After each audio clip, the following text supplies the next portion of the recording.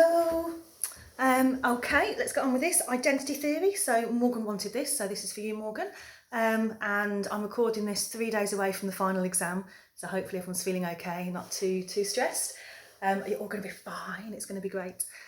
Okay, so let's start with identity theory being a physicalist theory. So in physicalist theories, all properties are physical properties, or supervene upon physical properties. So there's a little bit more about this in the property dualism video. And all facts are physical facts. So what this is doing, what identity theory is doing, is it's going to claim that certain types of mental state are certain types of brain state. There's an identity being claimed there. This is just what they are in reality. It's an ontological reduction. I'll talk a little bit more about that shortly. Plenty of benefits for this, not leastly the fact that substance dualism and any type of dualism had these problems with problems of interaction, if it was an interactionist version.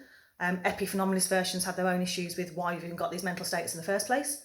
Problem with other minds, because other minds could only ever be inferred, not known. The developments in neuroscience were starting to cast a shadow over property dualism, because the more we were finding out, the more it seemed apparent that these changes in brain states and changes in mental states, they were so closely correlated that perhaps it wasn't just a correlation, perhaps mental states actually were brain states. So for example, rather than me saying high levels of serotonin causes happiness, so this particular brain state causes that particular mental state, Occam's razor would suggest that actually it would be simpler to say that they are one and the same thing.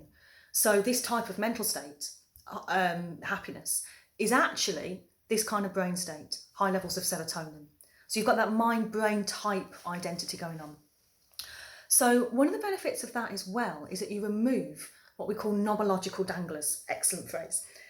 So if I was to still claim that my brain state and my mental state were different things, then my neurological brain state would cause the mental state. But that's a very difficult relationship to explain. If that's something non-physical on the end of a physical process, we can explain everything physically up until that point, and then we've got a very strange relationship that dangles on the end of that chain of events. So if I were to step on a pin, I was to puncture my skin, and then there would be nerves firing, things going on, messages being sent to my brain, neurons firing, then apparently those neurons cause a feeling, a sensation of pain. That's inexplicable. That's really hard because we generally have the idea that the physical world is causally closed, and we explain physical things in terms of physical causes. But then there's that strange relationship going on. If I was to say actually the neurological state is the pain, then I don't have any problematic relationship to explain. So rather than saying that neurological states cause pains, they are the pains. There's an identity there, rather than two separate things. That also solves the problem of other minds, because there's no problem to be solved. You only have a problem if mind is something that can't be empirically observed. But if a particular type of mental state is a particular type of brain state, then if I can observe that particular type of brain state, I am observing that particular type of mental state. No inference, no argument from analogy, I can see it. So that again means there's no problem for the minds to be solved. So let's talk a little bit about what kind of identity is being claimed if I say that a type of mental state is a type of brain state. One argument that people would immediately give was, well, I don't know anything about brain states. And yet I can quite happily go around talking about my mental states. I don't mean brain state X when I talk about my fear of spiders. It doesn't matter. In behaviourism, we were making an analytic reduction. We were talking about what the mental language actually meant in reality and how we had to understand it in any meaningful way. Identity theory is not doing that. It's talking about what exists in the world. And what exists in the world is the fact that mental states, types of mental states, are actually identical to types of brain states. Now, it doesn't mean I have to understand that. And it doesn't mean when I talk about my fear of spiders, I have to understand anything about my neurological state. It is not an identity of meaning. So I could go my whole life talking about Bruce Wayne and never ever understand that he was also Batman. I might have no concept of Batman, or I might have a concept of Batman as something completely distinct from Bruce Wayne. It doesn't matter, because that's what it actually is in reality. So it doesn't matter what, if I ask for a glass of water, I don't mean H2O. I might not even understand what H2O actually is. But that is what water is in reality. So very often you've got these comparisons with scientific reductions. So we understand that water is liquid H2O, that lightning is electrical discharge. Now, we might have thought it was God's anger. We were wrong. It's actually electrical discharge. A nice example that's often used is the morning star and the evening star. So we used to have different names for the last star that you could see as the sun came up in the morning and the first star that came up at dusk. And we thought they were separate entities. And then we realised they weren't, and they were the same entity. So what we were describing as two things, and what we meant as two things and understood as two things, was actually one thing. And that's what's going on with the identity here. So we may well have had very different ideas of our brain states and our mental states, mental properties and physical properties, but they are actually one and the same thing. And if you look at like I said, the developments in neuroscience, the elimination of the problem of other minds, the elimination of any problem of interaction, Occam's razor, the fact that we have this unified science, that everything about a human being can be discovered and studied empirically in a verifiable fashion, that was very, very appealing. You can see why identity theory was incredibly popular. And one of the things that we said with dualism is, let's really think about what it would be like to have minds distinct from anything physical. How can we really understand that? Now, most of us had that idea when we were little, that their souls kind of went off to heaven. But what would that immaterial soul substance be like? Where would my soul begin and end? How many souls would be in a particular room? How would I have any vantage point on the world if I couldn't have a location? So maybe it's not as conceivable as we first thought.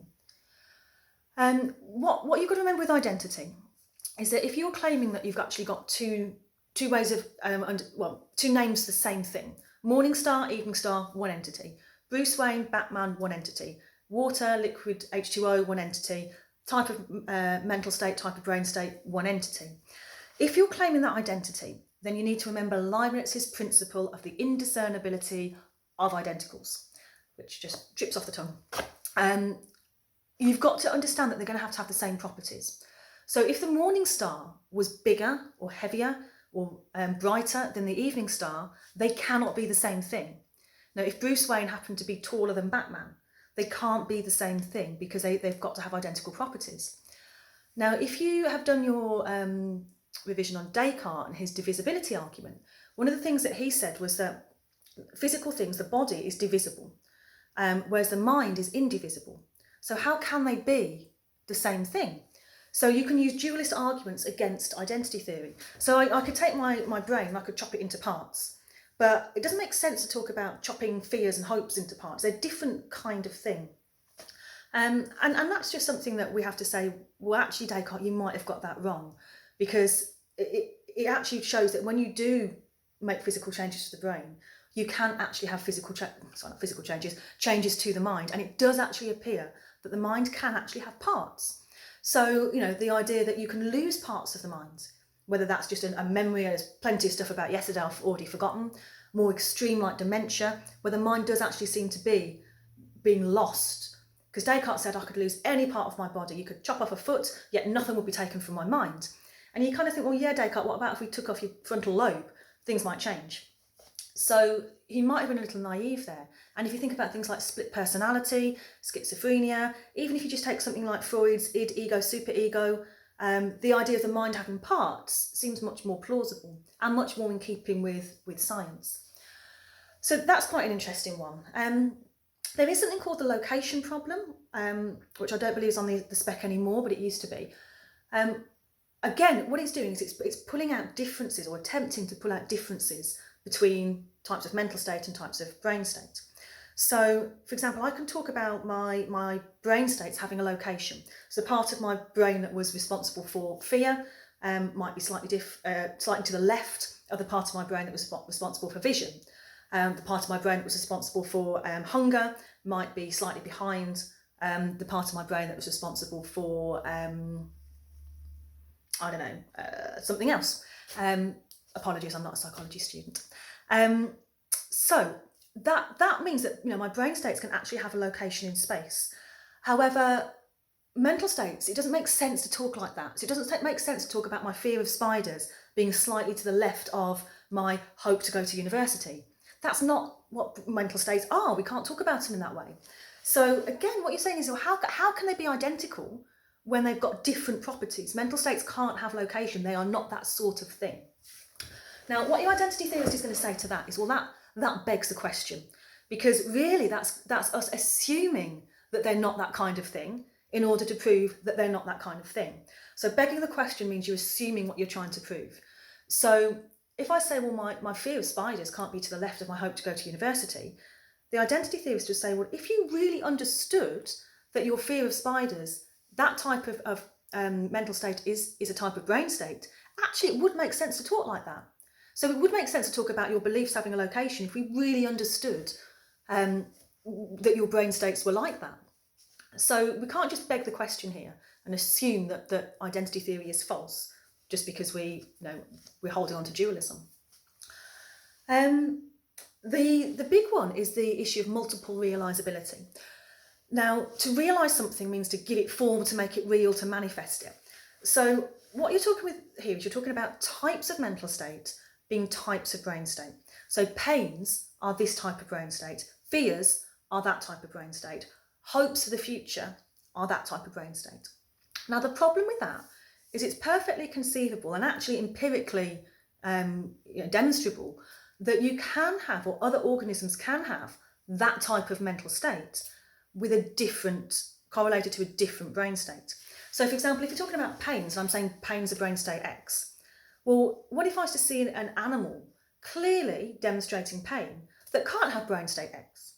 So what you ended up with this type identity is the problem of, well, how can pains be identical to brain state X? Because if that was the case, you wouldn't be able to have pains without brain state X. And we've got evidence that pains can be different brain states in different organisms, even in different human beings. And what this does is it shows the problem of multiple realizability breaks down that identity.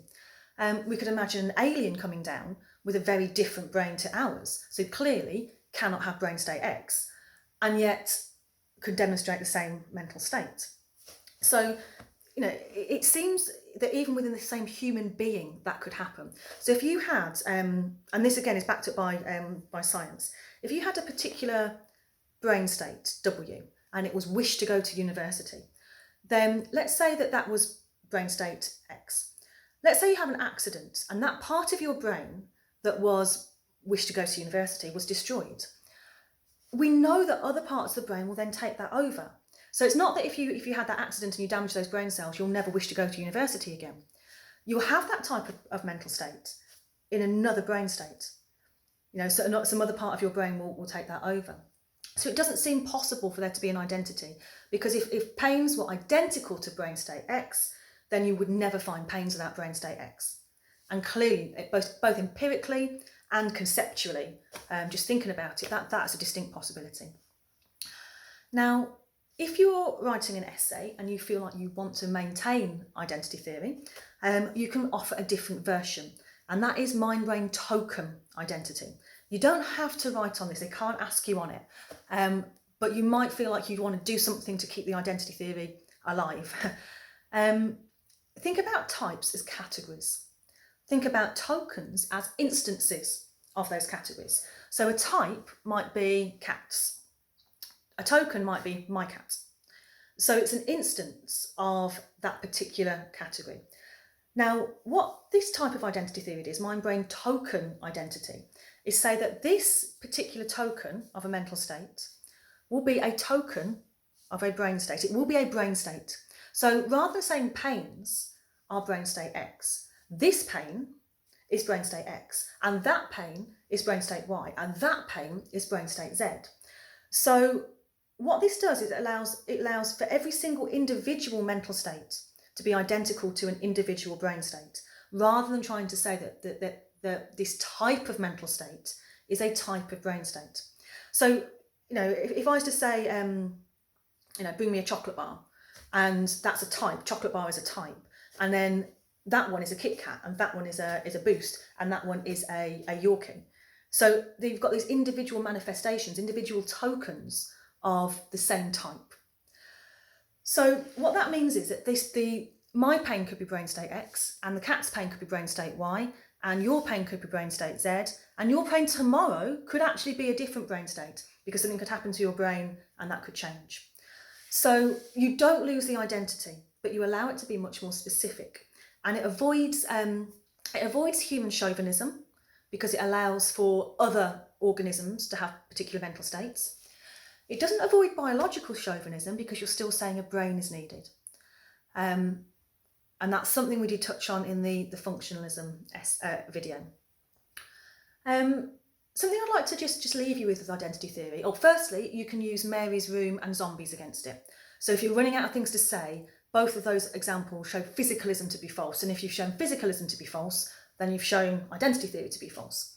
So Mary knows everything there is to know about the brain, and yet she doesn't know what it feels like. She learns this new information, this qualia, when she actually sees the ripe tomato. But you can look at the property dualism essay for that. The other thing I'd like to leave you with is whether complete physical knowledge of somebody's brain state is enough to know their mental state. So at the start of the video, I mentioned that if I could see that brain state and that mental state is identical to that brain state, then I am seeing that mental state. So if it's true that pains are brain state X and I can see brain state X, I can see your pain. So imagine this. Imagine you've got an incredible neuroscientist and she's operating on you. So and this actually happens, you operate on people, not me, surgeons operate on people with their fully conscious, with their skull open, brain exposed, and you could actually see that on the screen. So, okay, go with me on this. So you're in the hospital, your skull's open, your brain's exposed. The surgeon is operating on your brain and she's watching your brain on a screen. So that, she's there watching what she's doing on a projected screen there. You're conscious, you're also watching it. Now, when you think about the brain itself, you and the surgeon have the same access to that physical information. Now, she actually has a lot more understanding of it than you do. So she's actually looking at this and she's saying, okay, well, look, this is going on. Then, okay, well, they're feeling pain. The question I want you to think about is there any possible way that this surgeon could know what it felt like for you? So you're there and you're afraid. You're afraid that the surgery is going to go wrong and you're looking up at that screen. And let's say she's incredibly talented. She goes, oh, look, your adrenaline's quite high. You must be scared. Calm down. Don't worry about it. I've got this. So she knows that you're afraid. Can she know what it feels like for you? Can she know what your fear is? Now, if you think yes, if she was talented enough, if she had enough information, she could know what it feels like for me. She can understand and have knowledge of my fear. Then identity theory, it has nothing to answer. If you think no, if you think there's some gap here that can't be crossed, so she can make a very, very educated guess that I'm afraid, but she can't know because that qualia remains private to me. We know our own mental states through what we call privileged access. If you believe that privileged access exists, think about that privileged access about being like having a VIP pass at a concert. You could go somewhere that other people can't go. So if you have privileged access to your own mental states, only you can go there. Someone else can make a very, very good guess, but they can't know. And this has echoes of Mary's room. Complete physical knowledge is not knowledge of my qualia. And as qualia are an intrinsic part of mental states, complete physical knowledge can't tell me everything there is to know about mental states. Therefore, physicalism fails. So, I hope that helps. Just to kind of quickly recap, think about where identity theory came from, the issues with dualism, interaction, other minds, neuroscience, lack of verifiability, conceivability. Here you've got this nice, bright, shiny new identity theory. Talk about what kind of identity theory it is, what kind of identity is being claimed. Not an identity of meaning, an ontological reduction about things as they are in the world. Make some comparisons with science. You've got various problems. You've got location, you've got divisibility. Those I think can be quite well answered. You've got this issue of multiple realizability, which could potentially be answered with token. So look into that if you feel like that's something you could do. And then you've got the kind of these issues with physicalism as a whole. Complete physical knowledge, does that give you complete knowledge of mental states? Now you can use kind of the weird surgeon brain example, you can use Mary's room, you can even use zombies. But that could be something you would want to use to argue against physicalism in general. Okay, so Today is Friday, exam on Monday. Hope you're okay. Deep breaths. It's going to be amazing. And I hope that helps. Thank you.